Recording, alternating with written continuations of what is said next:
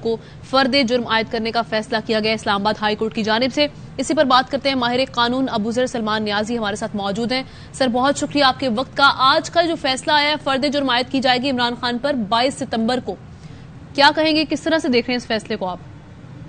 دیکھیں پہلے تو اس کو تھوڑا سا سمجھنے کی ضرورت ہے. فرد جرم ہوتا کیا ہے, اس ایشو پہ کوئی بات نہیں کر رہا. شاید لوگوں کو یہ لگ رہا ہے کہ فرد جرم کا مطلب یہ ہے کہ انسان جو ہے وہ گلٹی ڈکلیئر ہو گیا ہے, ایک ملزم. اس کا صرف مطلب یہ ہوتا ہے کہ اس دن سے آپ کا ٹرائل سٹارٹ ہوگا, آپ پہ چارج پڑا جائے گا, پھر آپ کو موقع دیا جائے گا اپنے آپ کو ڈیفینڈ کریں آپ, اور ایک پورا ٹرائل چلتا ہے, اس میں ایویڈنس ہوتی ہے, سارا کچھ ہوتا ہے.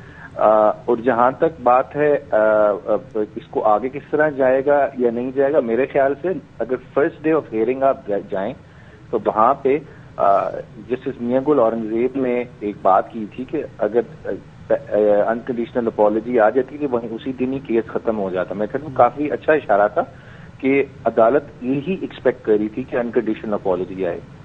میں اگر خان صاحب کا لائر ہوتا ہے, ان کی لیگل ٹیم کا پارٹ ہوتا, تو میرا ان کو یہی مشورہ ہوتا کہ وہ انکنڈیشنل اپالوجی دیں. کورٹس کے آگے جو ہوتے ہیں وہ کورٹس نے جسٹس دینا ہے آپ کو, ان کے سامنے ایگو کچھ نہیں ہوتا. آپ نے اپالوجی آفر کر دیں, اس میں کوئی بڑا چھوٹا نہیں ہوتا. آپ کو انکنڈیشنل اپالوجی دے دینی چاہیے. میرے خیال سے ابھی تک دے دینی چاہیے تھی. اب دیکھیں آگے کیا ہوتا ہے, کس طرح کیس چلتا ہے, یہ تو بھی آگے کا پتہ لگے گا جب فرد جرم عائد ہوگی.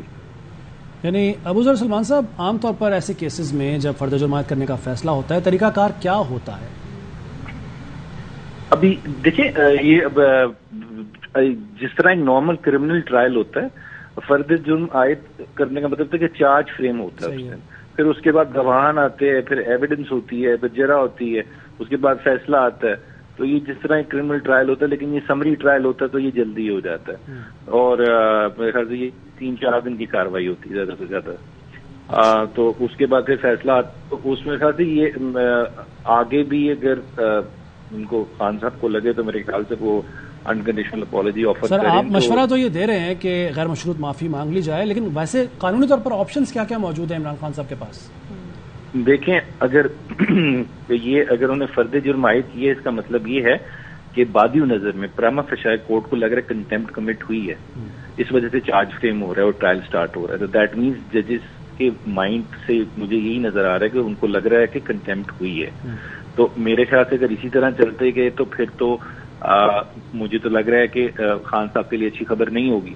لیکن اگر میرے خیال سے آگے جا کے وہ اپنا کوئی بیان چینج کر دیتے ہیں یا معافی مانگ لیتے ہیں کورٹ سے, انکنڈیشنل اپالوجی آفر کر دیتے ہیں, اور ساتھ ہی اگر آپ دیکھ لیں جو امائکس تھے جو کورٹ میں جو معاونین مقرر کیے تھے, ان کے ساتھ اگر بریف جو ہے یا ان کے جو کمنٹس جمع ہوئے ہیں عدالت میں جو انہوں نے آج بتایا ہے وہ بھی خان صاحب کے فیور میں جا رہے ہیں, تو پھر میرے خیال سے نتیجہ خان صاحب کے لیے آ سکتا ہے. یعنی ان کے پاس, عمران خان صاحب کے پاس ابھی بھی وقت ہے, وہ انکنڈیشنل اپالوجی مانگ سکتے ہیں, اگر ان کو معاف کر دیا جائے ان کو مل سکتی ہے. دیکھیں اس میں 2 طرح کے ویوز ہیں.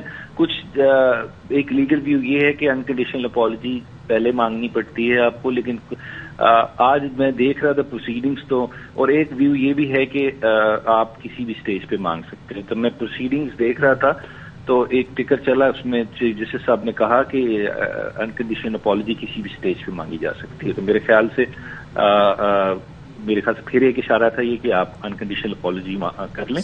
دیکھیے کورٹ نے, میرے خیال سے کورٹ چاہتی ہے کہ ریئلائز ہو خان صاحب کو, انہوں نے جو اسٹیٹمنٹ دی تھی وہ ارسپانسبل اسٹیٹمنٹ تھی, ان کو نہیں دینی چاہیے تھی.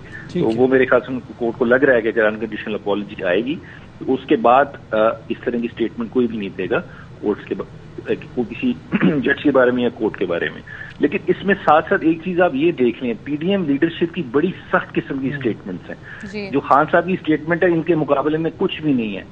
خان صاحب کی اسٹیٹمنٹ, انہوں نے کہا سپریم کورٹ میں بینچز کی فکسیشن ہوتی ہے, ہم یہ کریں گے عدالت کے ساتھ, ہم گھیراؤ کریں گے, یہ کریں گے, لیکن اس پہ کوئی ایکشن نہیں ہوا. تو یہ خان صاحب ایک ویلڈ پوائنٹ کل کو ریز کر سکتے ہیں, جی میری ایک اسٹیٹمنٹ پہ آپ نے اتنا سخت ریئیکشن آپ کی عدالت نے لیا اس ملک کی, لیکن ساتھ ہی سپریم کورٹ کے ججز کی اتنی بے رحمتی ہوئی, لیکن اس پہ کچھ نہیں کہا گیا پی ڈی ایم کی لیڈرشپ کو. تو ایک خان صاحب کے کل کو ایک ایکوالٹی کی بیسس پہ یہ اپنا بیانیہ بنا سکتے ہیں اس کے اوپر.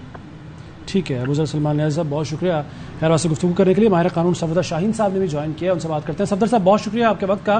22 ستمبر کو عمران خان صاحب پر فرد جرم عائد کی جائے گی, جواب غیر تسلی بخش قرار دیا اسلام آباد ہائی کورٹ نے, ان کا کیا کہیں گے؟ میرے خیال میں کورٹس کنٹمپٹ کے معاملے میں کورٹس آر آلویز لبرل. آپ دیکھیں کہ 47 سے لے کے 70 سال تک شاید ہی کسی شخص کو سزا ہوئی ہو, تو اب صرف آ کے 2-3 کیس ہیں, نہال ہاشمی, دانیال ایٹسٹرا ایٹسٹرا.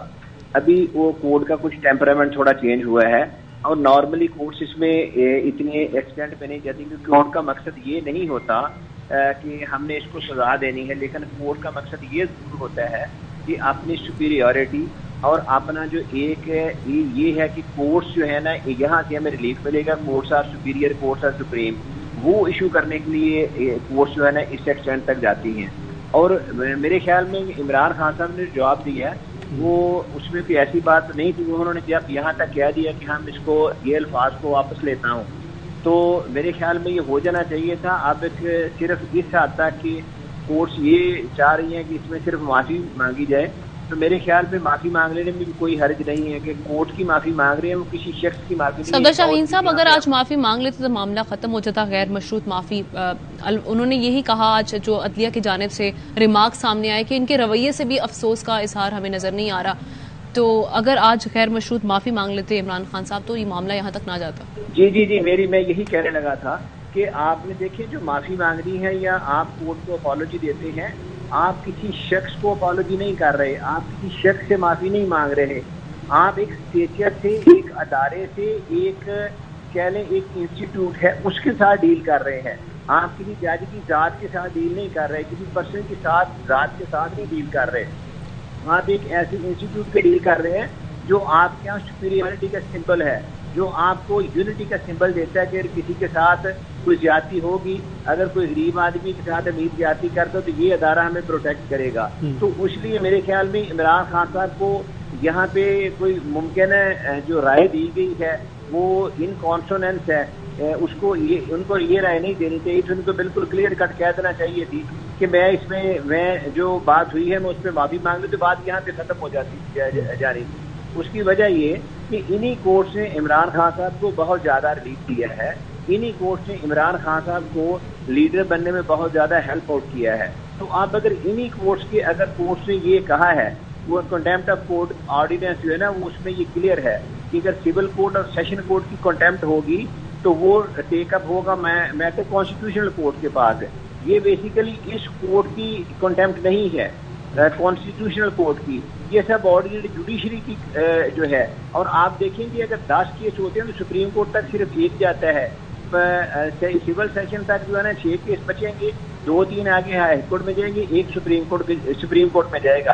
مطلب یہ کہ ہمارے جو ڈفرینٹ ٹیئرز ہیں, جو ڈفرینٹ لیولز ہیں ڈسپنسیشن آف جسٹس کے, ایڈمنسٹریشن آف جسٹس کے, ان میں بہت کلیدی رول ادا کیا جاتا ہے. ان میں بہت کلیدی رول ہے ہماری سول سیشن کورٹس کا. تو سول سیشن کورٹس کے ساتھ جو ہمارا رویہ مناسب نہیں ہوتا. تو اچھا صفدر صاحب آپ موجود ہیں صاحب؟ اچھا صفدر صاحب ایک سوال, سر خطا کلامی ہوگی لیکن ایک سوال آپ سے پوچھنا چاہوں گا. آپ نے شروع میں بھی کہا کہ جو 47 سے لے کر اب تک کی جو تاریخ ہے اس میں ایسے کوئی مثال نہال ہاشمی کے کیس کے علاوہ نہیں ملتی. جو عدالت کے اپنے معاونین تھے, منیر ملک صاحب ہوں یا مخدوم علی خان صاحب ہوں, انہوں نے بھی بار بار استدعا کی عدالت سے کہ عدالت بڑے پن کا مظاہرہ کرے, عمران خان کو معاف کر دے اور توہین عدالت کی کارروائی کو ختم کرے. ان کی بھی استدعا, عدالت کے اپنے معاونین کی بھی استدعا عدالت نے منظور نہیں کی. دیکھیں